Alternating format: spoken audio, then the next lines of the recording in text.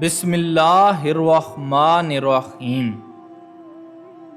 ناظرین، اس ویڈیو میں ہم آپ کے ہم بستری کو لے کر تمام سوالوں کے جواب لے کر آئے ہیں، وہ بھی قرآن پاک اور حدیث کے جامعہ حوالوں کے ساتھ، اس لیے آخر تک ضرور دیکھیں۔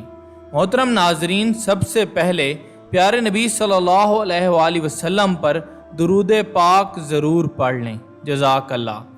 ناظرین، باب العلم حضرت علی کرم اللہ وجہہ نے کتاب الوصایہ میں لکھا ہے کہ 2 شنبہ کو جمع کرنے سے فرزند کاری پیدا ہوتا ہے، اور 6 شنبہ کی رات میں جمع کرنے سے سخی، 5 شنبہ کی رات میں جمع کرنے سے عالم اور متقی پیدا ہوتا ہے، اور 5 شنبہ کے دن دوپہر سے پہلے جمع کرنے سے عالم اور حکیم پیدا ہوتا ہے، اور شیطان اس سے بھاگتا ہے، اور جمعہ کے دن نماز جمعہ سے پہلے جمع کرنے سے فرزند سعید ہوتا ہے اور شہادت پر موت ہوتی ہے، اور جمعہ کی رات میں صحبت کرنے سے فرزند مخلص پیدا ہوتا ہے۔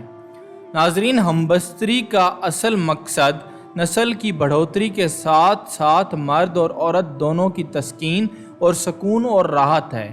اسی لیے مرد کو چاہیے کہ جب صحبت سے فارغ ہو تو عورت سے جلد جدا نہ ہو، بلکہ اتنی دیر توقف کرے کہ عورت بھی فارغ ہو جائے اور اس کی بھی تسکین اور ضرورت کا خیال رکھے، ورنہ عورت دشمن ہو جائے گی۔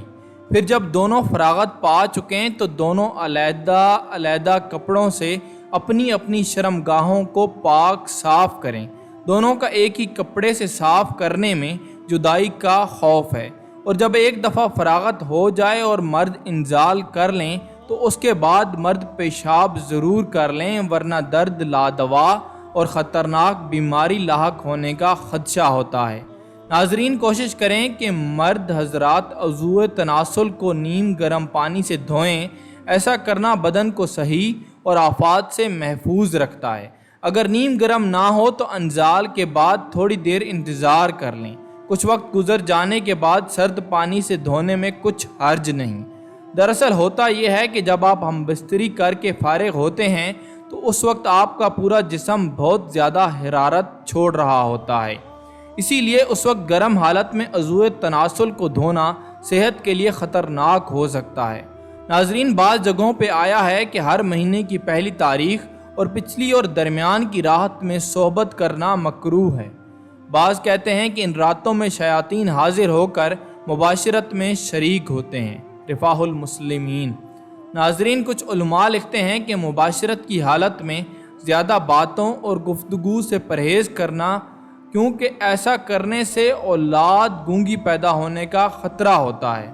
اللہ تعالیٰ نے ہمیں ایسا مبارک اور مکمل دین دیا ہے کہ جس کی مثال نہیں ملتی۔ اس میں میاں بیوی کے قریبی تعلق اور ہم بستری جیسے عمل کے دوران بھی شرم و حیا کا درس ہے۔ اس لیے اس عمل کے دوران بھی کوشش کریں کہ حتیٰ المقدور ایک دوسرے کی شرمگاہ کو نہ دیکھیں، اگرچہ دیکھنا جائز ہے، جیسے کہ خود حضرت عائشہ فرماتی ہیں، اور ہمیں اپنے پیارے نبی صلی اللہ علیہ وآلہ وسلم کی زندگی سے بھی دیکھنے کو ملتا ہے۔ آپ فرماتی ہیں کہ ترجمہ، نہ میں نے حضور کی شرمگاہ دیکھی اور نہ حضور صلی اللہ علیہ وآلہ وسلم نے میری دیکھی۔ اسی طرح ابن ماجہ میں حضرت عائشہ سے مروی ہے کہ ترجمہ، میں نے رسول اللہ صلی اللہ علیہ وآلہ وسلم کی شرمگاہ کبھی نہیں دیکھی۔ اور ناظرین، اسی طرح ہدایہ میں ہے کہ بہتر یہ ہے کہ دونوں میں سے کوئی کسی کی شرمگاہ کو نہ دیکھے، اس لیے کہ رسول اللہ صلی اللہ علیہ وآلہ وسلم نے فرمایا ہے کہ تم میں سے جو کوئی اپنی عورت کے پاس آئے تو جہاں تک ممکن ہو پردہ ڈالے اور اونٹ کی طرح بالکل ننگا نہ ہو جائے۔ ناظرین، اب ذہن میں یہ سوال پیدا ہوتا ہے کہ آخر اپنے شریک حیات سے بھی اس قدر شرم و حیا کی تاکید کیوں کی گئی ہے؟ اللہ کا کوئی بھی حکم حکمت سے خالی نہیں ہوتا۔ خود ہی پیارے نبی صلی اللہ علیہ وآلہ وسلم نے اپنی احادیث میں اس کا جواب دے دیا ہے، جیسے کہ علماء لکھتے ہیں کہ یہ حدیث میں آتا ہے کہ ایسا کرنا نسیان پیدا کرتا ہے۔ ناظرین، نسیان بھولنے کی بیماری کو کہتے ہیں۔ اس سے آپ یہ ہرگز نہ سمجھیں کہ کہیں دیکھنا ناجائز تو نہیں، تو ایسا بالکل نہیں ہے، دیکھنا جائز ہے۔ چنانچہ حدیث میں ہے کہ اپنی شرمگاہ کی حفاظت کرو مگر اپنی بیوی سے، یعنی میاں بیوی میں کوئی پردہ نہیں، ترمذی، ابن ماجہ اور ابو داؤد۔ در مختار میں ہے کہ مرد اپنی بیوی کی شرمگاہ کی طرف شہوت اور بغیر شہوت کے ساتھ دیکھ سکتا ہے، مگر بہتر یہ ہے کہ نہ دیکھے، اس لیے کہ نسیان پیدا کرتا ہے۔ اسی طرح تار خانیہ میں ہے کہ اس میں کوئی مذائقہ نہیں کہ مرد اپنی عورت کی شرمگاہ کو شہوت دلانے کے لیے اور ہم بستری کے لیے تیار کرنے کے لیے ہاتھ لگائے، یا عورت اپنے مرد کی شرمگاہ کو ہاتھ لگائے۔ اسی طرح ناظرین کفایہ شعبی میں لکھا ہے کہ جس عورت کی دونوں رانیں ایک ہو جائیں تو ان سے جماع کرنا جائز نہیں، البتہ اگر خاوند کو یہ معلوم ہو جائے کہ جماع قبل یعنی فرج میں ہوگا تو درست ہے۔ اسی طرح ناظرین کرام، کچھ لوگوں کے ذہن میں اکثر یہ سوال ہوتا ہے کہ ہم بستری کے دوران نوعیت جماع کیا ہونی چاہیے، یعنی کہ کیا بیوی سے مختلف زاویوں میں ہم بستری کر سکتے ہیں، جیسے کہ بیٹھ کر، لیٹ کر یا کھڑے ہو کر وغیرہ؟ تو ناظرین، یوں تو فرج کے اندر ہر طرح سے جماع کرنا جائز ہے، جیسا کہ قرآن مجید میں اللہ تعالیٰ کا ارشاد ہے کہ تمہاری بیویاں تمہارے لیے کھیت کی مانند ہیں، بس تم اپنے کھیت میں جس طرح چاہو آؤ، سورہ بقرہ آیت نمبر 223۔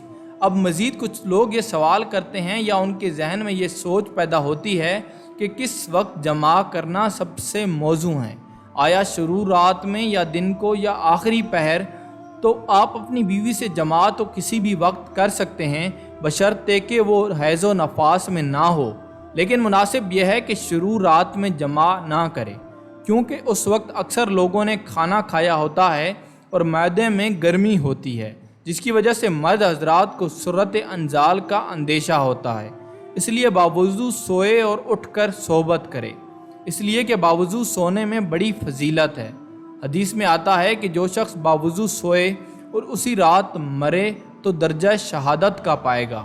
اسی طرح سوال آتا ہے کہ صحبت کتنی کرنی چاہیے؟ آیا کثرت سے ہم بستری کرنا صحت کے لیے نقصان دہ تو نہیں؟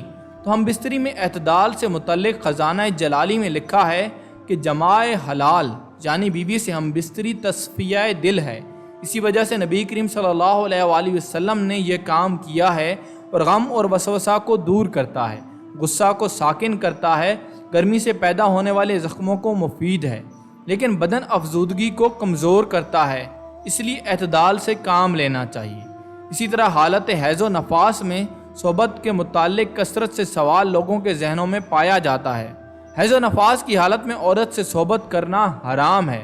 اللہ تعالیٰ کا ارشاد ہے کہ حیض کی حالت میں عورتوں سے دور رہو، سورہ بقرہ آیت نمبر 222۔ رسول اللہ صلی اللہ علیہ وآلہ وسلم نے فرمایا، جس شخص نے حائضہ سے صحبت کی یا عورت کی دبر یعنی پاخانہ کے مقام میں آیا یا کسی کاہن کے پاس آیا تو جو کچھ محمد صلی اللہ علیہ وآلہ وسلم پر نازل ہوا ہے اس نے اس کا انکار کیا۔